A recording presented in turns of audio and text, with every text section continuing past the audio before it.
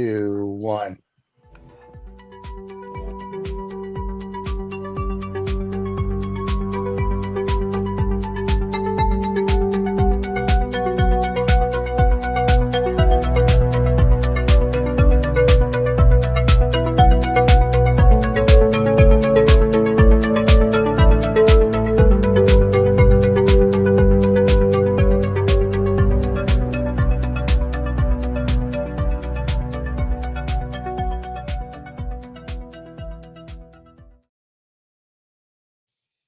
Very cool.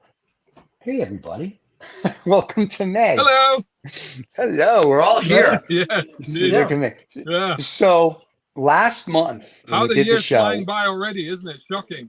I know, right? When you're older, it goes like this, and when you're younger, like every day seems like it takes a year. Yeah. So I know. I hate that. I can't I think believe I it's want to go May back to already. being younger. I know, right?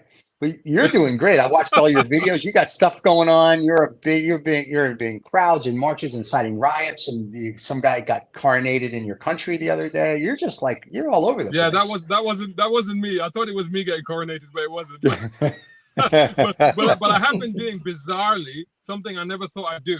I have been doing speeches at political rallies. Weirdly Yes. enough, I don't know how that's even happened, but it did happen. Yeah. I've been watching your stuff on your I'm like, wow, look at this. I'm like, this is pretty cool. So yeah. So, and you've been on a television show, and and the name escapes me, the fixing show with the cars. Yeah, classic car garage. Yeah, I think they're on episode 3 at the moment. I believe that my car is featured in episode 7. So if anybody can see that, it's on UK TV on the Yesterday channel. You can use the UK TV Play app to watch it as well, and it's called Classic Car Garage. Yeah, but it's very cool. I saw the short that you did. It's very cool. So which car are you in then, Shahzad? Are you taking the Beamer in? Yes, that's right. Yeah. I'm in the car that I'm in at the moment, which you may have noticed is half uncovered. So I'm playing. So we're talking about God in this one, right? So I'm gonna. If I say anything blasphemous, I reckon retribution will be instant because I have a short window between rain here. So I took the cover half off, and I've got the sunroof open. So I figure that if I do say anything blasphemous, God's retribution will be pretty instant. I reckon. There you go. So you want to make sure that the covers get. You can see in the back window the cover is still half on the car. That's right. Well, because last month when we all spoke, Mr. Woods was on holiday because the rich South Africans go on holiday. He went to North South Africa, so it's like across the river. So anyway, you just want to see if anybody's listening. Excuse me, please. What is holiday? What is holiday?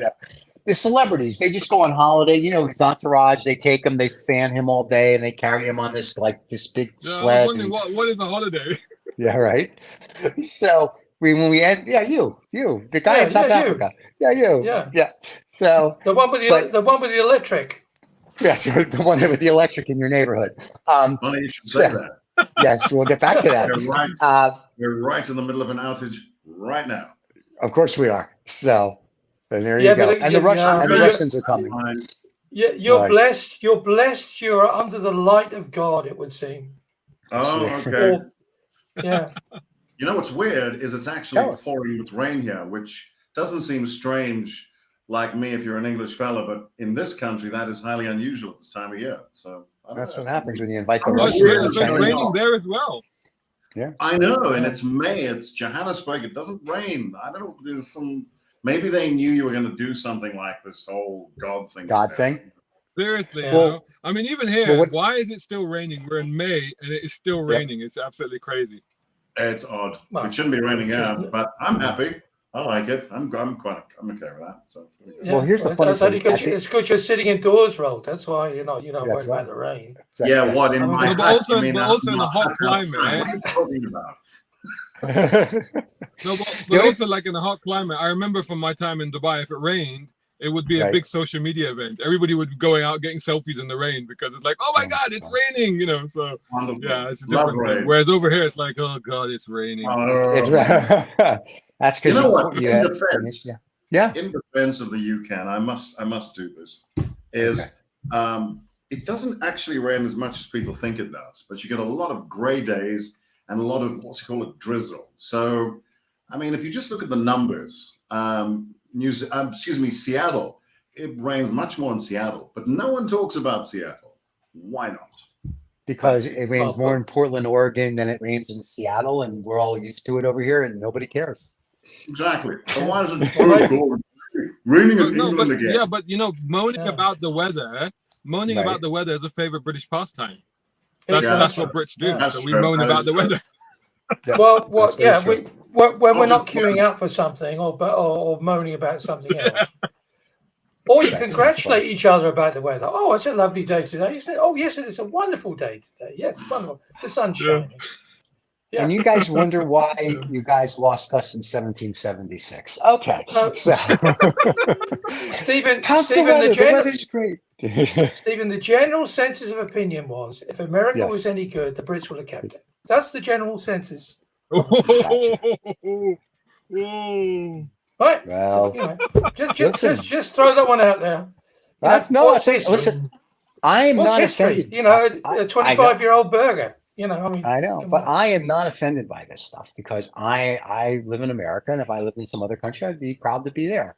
I mean, not North Korea, but depending on where I lived, I'd be, North Korea, not like a fan. Stephen. Yeah. Everybody in North Korea loves being in North Korea. Just remember that. And that's true, because if not, they shoot you. So yes, that's a great place to be. So. It is the greatest country on earth. That's right. I forgot. Excuse me. What was I thinking? So right after. Is that the only country in the world? Is that the only country in the world where? Is that the only country in the world where the grass is not greener? Yeah. Yes. Is that the only country in the world where the grass is not greener on the other side? Is that the philosophy there? The philosophy there is the grass is whatever we tell you it is. So there you go. Super green. Mm. That's right. But it's brown. That's the new green. So that's how it works. So last month, brown is the new green. Well, brown is profound, as I always say. We agree. So there you go. We have a multicultural show. So, but last month we were talking about our usual wokeism and all this other stuff, and we ended up going almost on a tangent about what is God. So we said that we would do this show. What is God? Oh, look what I've walked into! Wow. Yeah. See, this is teach you never to go on holiday again. So, what is God? Gee whiz. Yeah, okay. Well, because you could take that many ways, right? It could be religious. It could be a thing. Like some people, their God is their car. Some people, God is, for me, and this is how we met BCB here, or BCG. First show we ever did, I said, I bow, when he came on, I said, I bow to Mecca 5 times a day. And he said, really? I go, yes, the Federal Reserve in New York. And that started it. And his caption when we did the first show was, what happens when a Jew, a Muslim, and a guy from Church of England get on a YouTube cast? And that's how that's a sermon from the German, how it started. So what is God? It does sound like the beginnings of a joke, but I still haven't figured out the punchline yet. So yes, I haven't figured it out. But people seem to like it. So what can I tell you? But if you say, what is God? I mean, it could actually be a typo, couldn't it? What is? It could just be. It could be. What is dog? I mean, what does it have to be God? That's a hell of a typo, Dave. Wow. Yeah, that's somebody that has dyslexia, Dave. Well, basically me. Yeah. So I could type it like that. What is dog? It's a whole other show. Yeah. So no, but what is that famous? It was that famous book, wasn't it? Was Dog a Donut? By that. And A Tree Grows in Brooklyn was another famous book. Yeah. So I mean, it could be. I don't know what it is. It comes in tablet form somewhere. I'm gonna send it to you. Never mind. Carry on. Okay. So in everybody's opinion, so what is God? So like we know our friend Shiraz is Muslim. So his God would be different than the Church of England God, because the Church of England God's made up. So that's one reason. Oh no, Stephen, I've told you before, I'm guaranteed, mate. Yes. They've told me that. I'm guaranteed Church of England going to heaven. Yep, Henry VIII. Gotcha. That's what he said. He said, vote for me, and so it begins. And so it begins. Here we go. Yes, so it begins. That's the Crusades. Here we go. I'm just telling you what I was told at school. I'm gonna get my jihad in early. Jihad. Oh yeah. Oh my God. So, but if you think about it though, if everybody in theory came from somebody in a cloud with a beard, and whether it's the Christian God, which is made up ridiculous crap, the Muslim God, who at least like his stuff is kind of off of the Babylonian and Mesopotamian teachings. Careful, I know. Yes, Listen, I'm all okay. for it. And the Jewish God, which we know is really basically this Muslim and the Jews. We're No, close. he's I not. mean, we say temple. He's the first book in the Church of England, mate. You know, we put Who him in is? the front. Who's the first? The Jewish guy? gentleman. You mean my guy? Gentleman. We wrote the book. I don't know about that, Stephen. I mean, you might have been asleep when the second book was written, but Wait, there's two books. We put him at the front, just to be safe. And then Henry said, "Well, and then that great band, by the way." So here, I'll ask you a question. And then we had Church of England afterwards. No, I got that. But let me ask you this, Church of England guy, because this is a great. Who was before Eve? In the Old Testament, there was Adam and someone else, and then Adam and this person didn't get along. His name was Barry. No, and then they got rid of him. But who was before Eve? Yeah, go ahead. Rold. Go on. Okay, because and this is purely philosophical, all hypothetical, because really none of us really know. That's the point. Right. Okay. Well, Stephen does because he was there. He says. The big question often comes up. It's quite interesting. And I always say, if you can take emotion and just look at it for what it is, it's quite kind of interesting. They say, what came before? Who created God? If God created us, then what created God? And there's a linear expression of that. So it's a valid question. And I heard this taken up by a professor once at a lecture I was at a long time ago. Now I was dragged into it. It wasn't my lecture. And he was quite interesting. He said, you've got to look at it this way. Whatever you think God is, this is not a discussion of whether God is or isn't. But if we're discussing God, you've got to consider the fact that God, all religions say that God created us. There was this creator, God, and he created us. People. He created us. Okay. So we're just starting with that sort of departure point. And he said, when you look at a computer or a car or whatever it is, somebody like a computer designer creates a computer. He doesn't live in the computer. He's not part of the thing he creates. So the thing to consider, he said, is whatever created us, whatever works for you, whatever you believe, if you believe, it's worth considering that God, whatever it is, isn't here in this universe, which means that God is not part of time, physics, 3D, none of that. And it's an interesting question because it dodges and it also deals with the question at hand, because the designer usually isn't part of the creation, because then how would the designer be in the creation? The designer is separate. The creator is separate to the creation, which means the creator isn't subject to the creation's reality. But the answer to the question is her name was Lilith. Just thank you for that. Was she? Her name is So if you go to the Old Testament, you'll see that before Eve, there was a chick named Lilith. Adam didn't get along with her. She probably didn't want to go stoopy. And then he went to the guy with the beard and he said, listen, she's not stooping. And he said, great, I'm going to give you a little slut. And Eve came along, bada bing, bada boom. There you go. Just FYI, that's what I'm going for. But to your point on this. Not a point, it's just something to consider. No, but on your point, my question to everybody, and this is, I think, what got us started last month, is somewhere on 0 to wherever we are. I want to go back to that 0. I don't believe in the Big Bang. I don't believe in the string theory. That's right, because what I'm saying. There isn't a 0. Right. Well, the CIA, the CIA had a program called the Gateway Program back in the 80s, and they wrote a paper on it. And this guy, you can go and teleport yourself, whatever. And what they call it now is they call it the absolute. So we're all part of this because we're all energy, and our energy, when you're done, goes back to the absolute, and it just continues to help the absolute learn.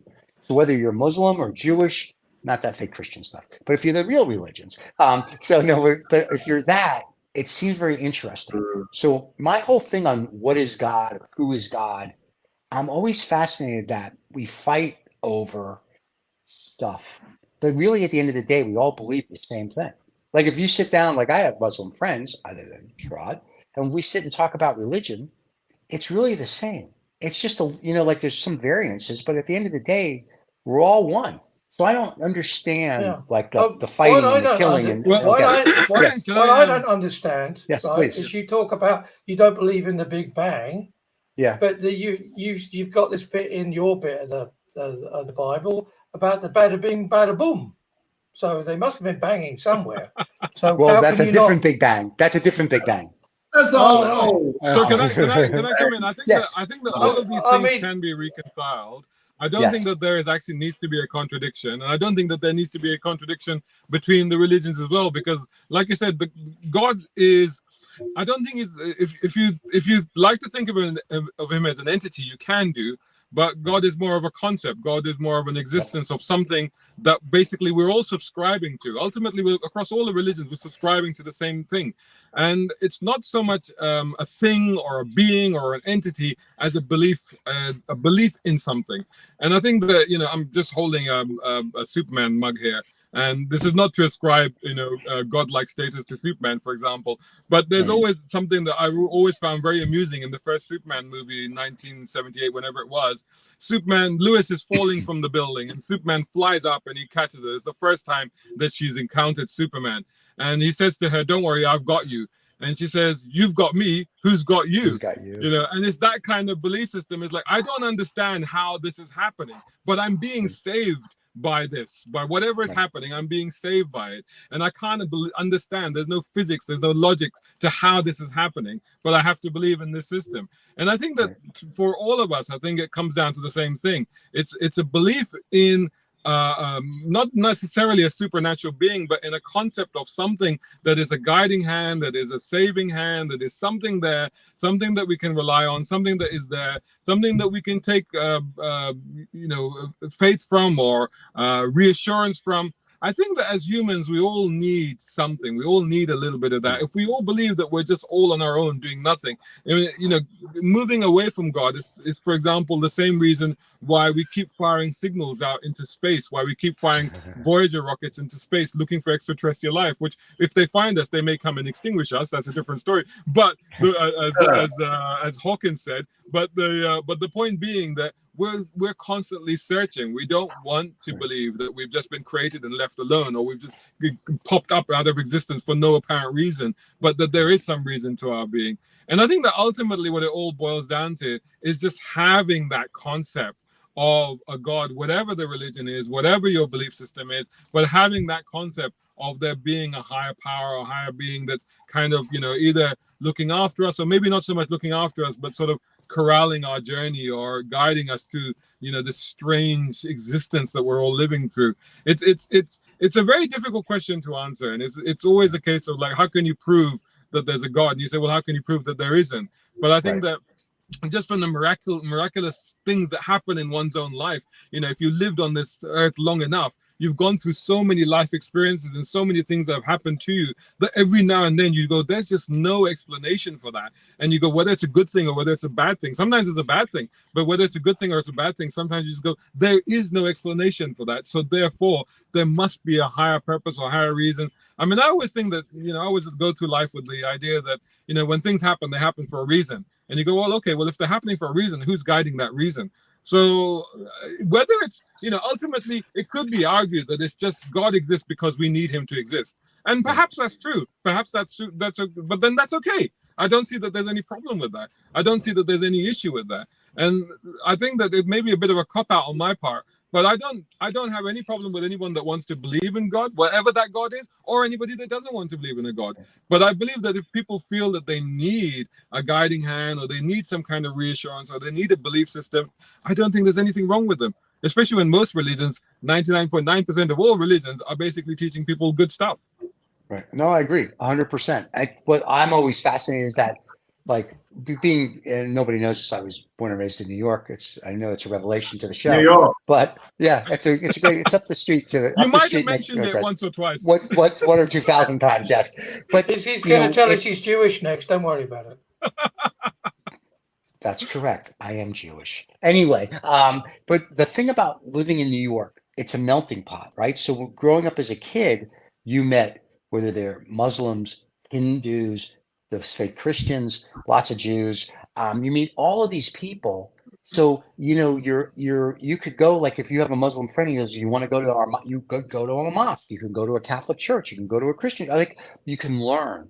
And when I was a kid, my mom always encouraged that. So I would get to learn about this. And really what I found is that it's almost the same teaching. The beginnings are a little different, like how we got here. Like if you read the Book of the Dead from the Egyptians, it's a little different than what the Babylonians write, the Mesopotamians write, what the Muslims believe, what the Christians, right? So everything's a little different.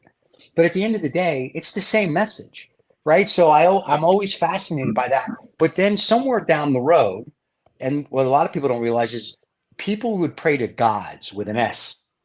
And they did that until I think it was like somewhere in the 60s or the 70s CE. And then all of a sudden it became God. And then somewhere around, the 1300s or the 1200s, when the guy with the pointy hat and the funny shoes in Rome was like, we have to kill everybody because of whatever reason, then they don't do the right God. But I'm like, how can you do that? Because like 1,200 years ago, it was gods. So I'm fascinated more that the Babylonians and the Mesopotamians and any lost civilizations before we even know, we're looking at gods with an S. And all of a sudden, in our history, we look at God with no S. So I'm fascinated by that because who's to say there was one God and what that God is? But actually, I would say, but if I can interject, I would say. Well, I would say that I would just interject. I would just say, well, I think that we've gone full circle. I would just say that, well, the 60s were very trippy. I know you're referring to a different 60s, but yes. But aside from that, I think that what happens is we go through these circles. And I think that we are in this circle right now because actually we have multiple gods now. And I don't just mean God as in a religion entity, but I mean God as in concepts of things that we worship, whether that be money, whether that be, an economic system, whether that be a political system, whether that be a football team, whether that be cars, whatever it is. But I think that in very many ways, we are kind of in that loop again right now, and I think that, it's a case of where every now and then we've seen throughout history where religious concepts get used for other motives. I mean, very often I have this discussion often with people. It's like, well, Muslims are terrorists and Islam means this and this. And I say, well, no, Islam doesn't mean any of that. And the word Islam or Muslim the word Muslim breaks down to faith, and the word Islam actually breaks down to the word peace. So it's actually completely contradictory to what these things are about. But every now and then what's happening is that people will use these concepts for ulterior motives, for whatever their agendas are, for political gains or political purposes or whatever they are. And then that has happened throughout history where religion and concepts that are fundamentally sound and peaceful and have been created for the benefit of mankind have been basically mutated and transformed and twisted and wrenched and moved into a different area to create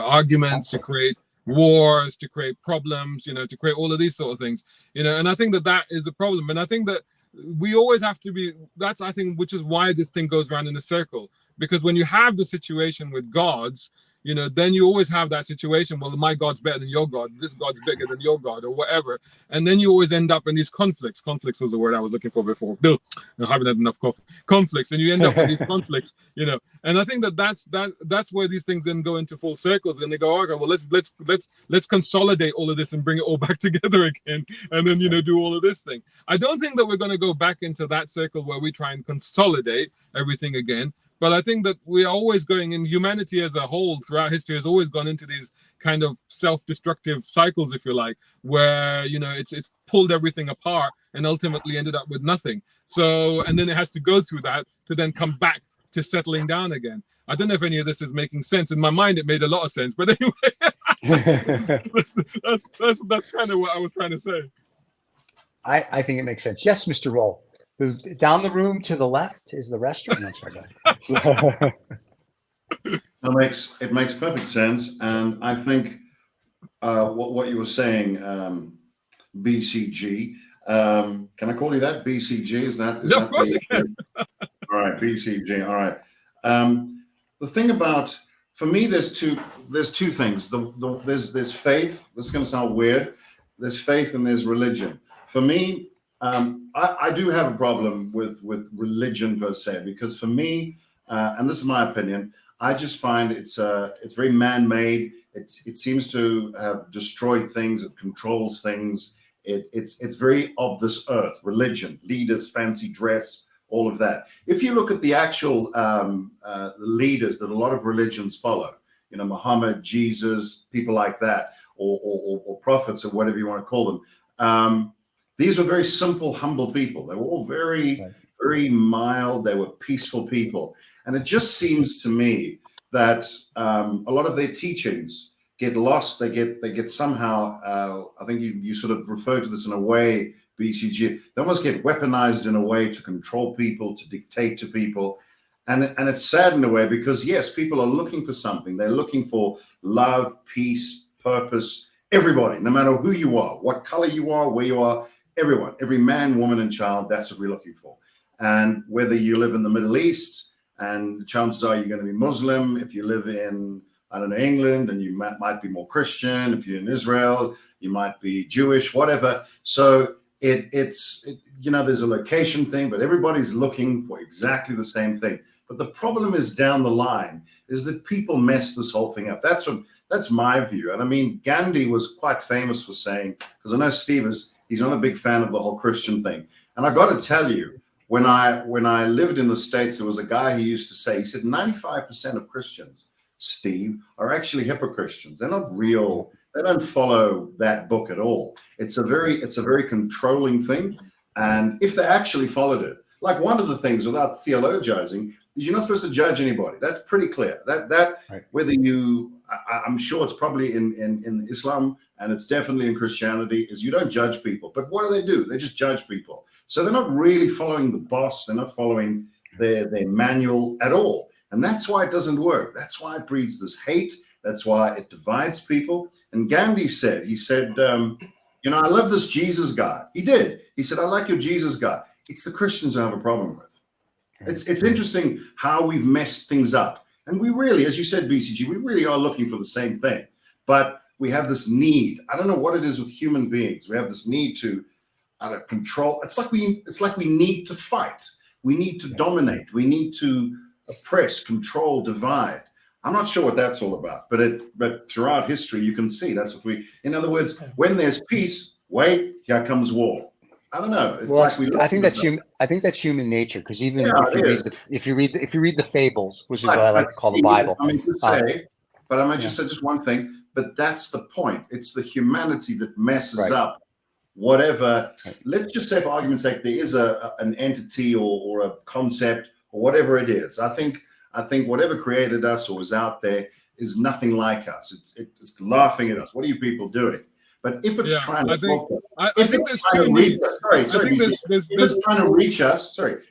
reach us, we are the people. We are the ones that are misinterpreting. I think there's two needs there. One need is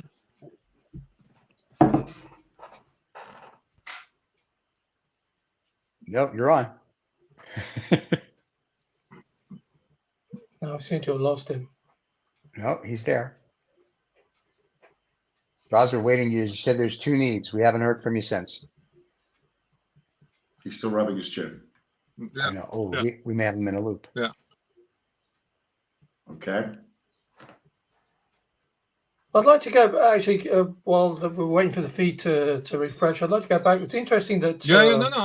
I absolutely agree. I think we can. Which beyond our comprehension, there are two aspects of human. Sorry, I was just going to say there are two aspects, just following on from what Raul was saying, there are two aspects, the human need. And I think that there's two types of us, you know. There are the type that basically are looking for an owner or a user manual. And I think that for a lot of people, religion is a user manual. You know, it's a manual. It tells us how to live our lives. It tells us what we should do, because we don't know, because we weren't given those instructions, because we all go to school, but school doesn't tell you how to live life. You know, it just tells you how 1 + 1 is 2. That's what it tells you. So we all need like a user manual, and for a lot of us, religion is like that user manual. But then on the other hand, you do have the people that think they are better than other people, and those are the ones that are always trying to manipulate things. Whether it's religion, it doesn't even have to be religion. Whether it's religion, whether it's politics, whether it's economics, whatever it might be, that they are using those tools to manipulate and to guide others to their own means, to their own ends, rather. You know, to do what they want to do to achieve their objectives, which may be nefarious in many cases. You know, and I think ultimately that's where religion has often fallen down, or basically, I shouldn't say religion has fallen down, but I think the how religion has become, or how religion exists, has fallen down because of the mechanisms of religion have fallen down, because they've been diluted or polluted, if you like, by interlopers, you know, who've basically sought to use them for their means. So it's a really difficult one. But I think you made a really good point about, if you go right back to the source, and the source being the prophets and messengers of these religions, and you go right back to that, and then you start looking at how they lived and what they did, and if you can actually, you know, get rid of all of the other baggage and go back to that, you'll find something very different, and something that's very pure. There's a great scene.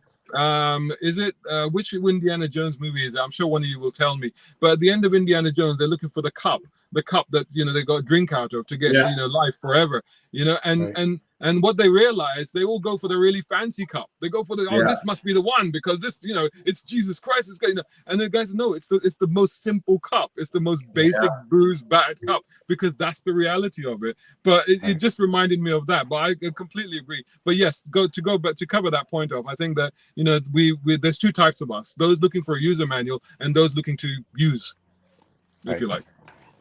Yeah, I think it's interesting that you covered the thing about, you know, what happened to all the gods, you know, and why we don't have any gods anymore. But I think in many respects, for some people, sport has taken over that place in their life, you know, because it was an interesting quote at the weekend about, you know, some people say, oh, I wouldn't want to swear allegiance to the new king, but every week they go to the football and swear allegiance to the football club, you know, and to the players. So maybe I'm wrong. Maybe it's not a user manual that we're looking for. Maybe it's a tribalism that we're looking for. Maybe there's a need to belong. Maybe that's what we're looking for, rather than a user manual. Maybe I've got that wrong, you know. I agree with it. I agree with the manual part of it, because I once spoke to a really devoted Christian lady, and she said to me, "Yeah, I believe the Bible." She said, "You know, the Bible is my, you know, like the Hayes manuals they used to be for cars many years ago." She said, and I believe it from the introduction to the apex, you know, to the apex of the end. I can't remember, but you know, that's the way, and I believe that, and that's fine. You know, why would I go and look for another way to live if I'm happy with this way of living? It suits me. It suits my faith.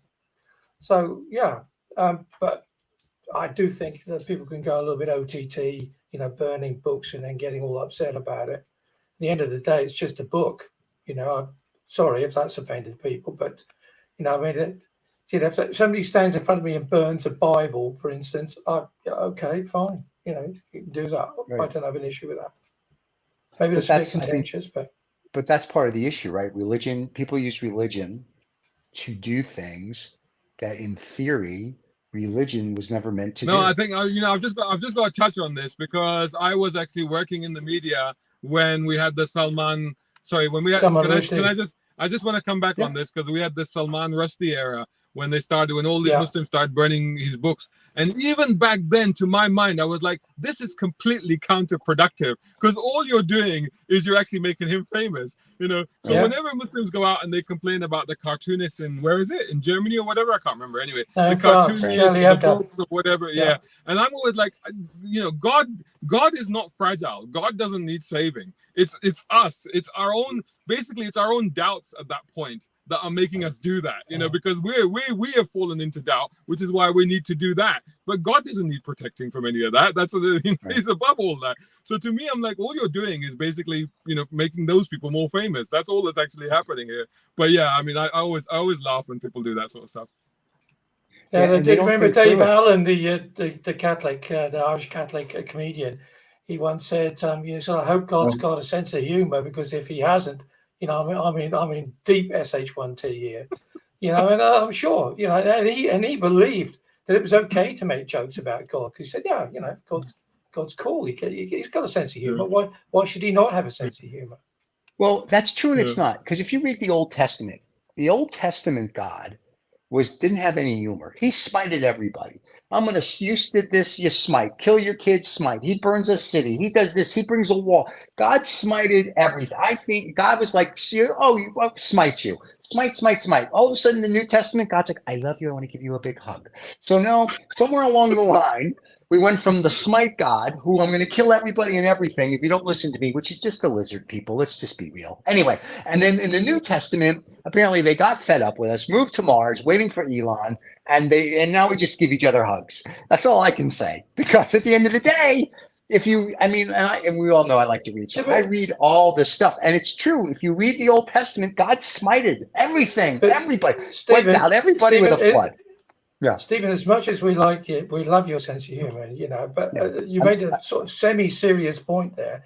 I do. If the Jewish nation believes it's okay when you do something against God to smite everything and everybody around them, right. Then that's quite a We don't believe in smiting. We're a peaceful, loving people. We have our moments, but anyway, we're a peaceful, loving people. I mean, listen, we got the Temple of the Mount. It's in our little area. Everybody goes and nobody does anything. They're trying to make peace. It's just because there's a few bad apples that don't like something. That doesn't. And when I joke about the Christians, it's because it's true, and the Catholics, but everybody else is good. But when I say, everybody, a few bad apples doesn't make everybody a bad apple. Just because, if you will, one black person does something terrible, not all black people are terrible. Just because a Jew does something terrible, not all Jews are terrible. Just because a Muslim does something, not all Muslims are going to take an airplane, right, and crash it into a. That's a handful of radicals. There's a difference. Now, Christians, on the other hand, fakak to all of you, I can't help you. But it's just, if you think of it that way, it's just really the way it is. I mean, it's just some bad players, but that's screwed up for everybody. Yeah, no, that's my point, right? That's the point. Yeah. My issue with a lot of these, I understand why, as you said, a user manual is important to people. But I've always, and again, this is my own thing. I had quite a good teacher. And he said, look, the manual's useful, but he said it's something you've got to walk. You've got to be that. There's no good telling everybody what to do and how they should do it if you don't incorporate that in your life.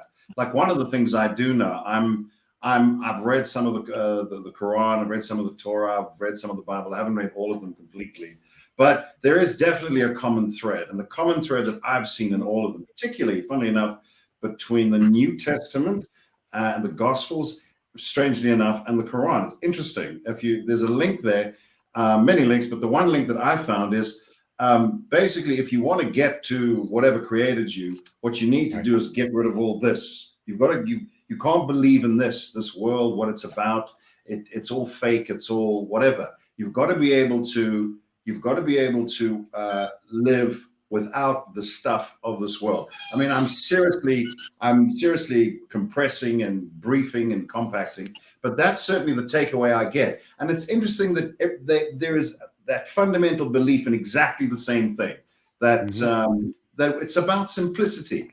You don't need what's in this world. Well, you have actually got everything you need. It's the want. Right. that drives people. And if you look at all those texts, they're very, as you said, they're similar. We just kind of, I don't know, we just have this need to fight about something which isn't even real. It's so bizarre and it's so frustrating to me because we all just really want the same thing, whether it's, you can call it God, you want peace, you don't want to be fighting with people, but there's always that idiot that figures out how to weaponize it and commandeer people and drive them against each other. One idiot flies a plane into a building, another guy does this, whatever. Now it's everybody. It's not everybody. I mean, the guy that I go to who cuts my hair and when I have a beard, he does that. He's a Muslim guy, and we have the most fantastic conversations about faith, about belief, and honestly, the differences are myriad. I mean, there's some similarities are myriad. There's one or two little things that might be different culturally, whatever, but it's really the same thing. And yet, look how divided the world is about it. It's bizarre. It's silly.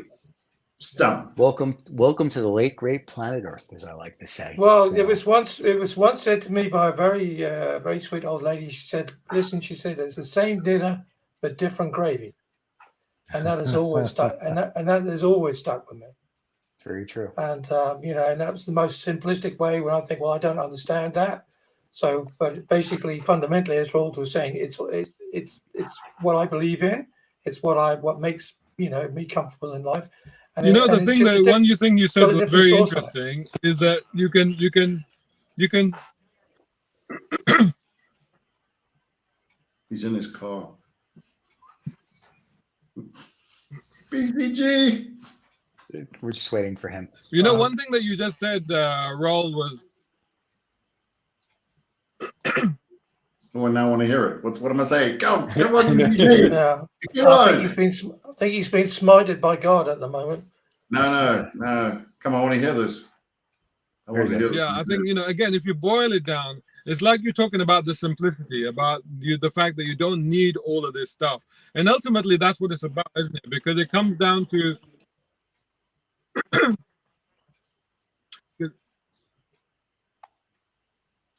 No, sorry. I was just saying that what you were saying hit a chord with me. The fact that if you strip everything away and you bring it all back down to simplicity, and actually you have everything that you need. You said that, and that was actually very, very true. And you have everything you need when you consider that everything you need is right here. It's what's in your heart. It's what you're able to understand. It's basic concept of religion is understanding the good and the bad, right? And basically, we all have moral values. We all understand that, and we all understand what is right and wrong. And even if you're looking for a user manual, you're looking for a user manual because you want to know what the right thing to do is. That's why we're looking for that. Because fundamentally, I like to believe that fundamentally 99.9% of humanity are good, or they're trying to be good, and this is what everybody's about, and the way that you can do that. And this is why, like, even if you have a belief system in terms of religion, or even if you don't have a belief system, because people could say to the atheists or people that don't have a belief system, how do they know the difference between right and wrong? Well, because they still have moral values. They still have everything they need right here. They're still equipped with that. And I think that fundamentally that's what it's going to come down to. And I think that all the constructs that we have are stuff that are hindrances that are just getting in our way. But if we're, like you say, I think it was a very valid point. If you can strip all of that away and it just comes down to what is in your heart, what is your belief that this is the right thing and this is the wrong thing, I think that if we could all follow that, the world would be a better place and we've solved the world's problems. I agree. And on that note, we should end the show, gentlemen, because nothing's going to get better than that. So thank you both. Don't forget, if you want to make comments, please do them below. Subscribe and like. We will be back next month on Sermon from the German.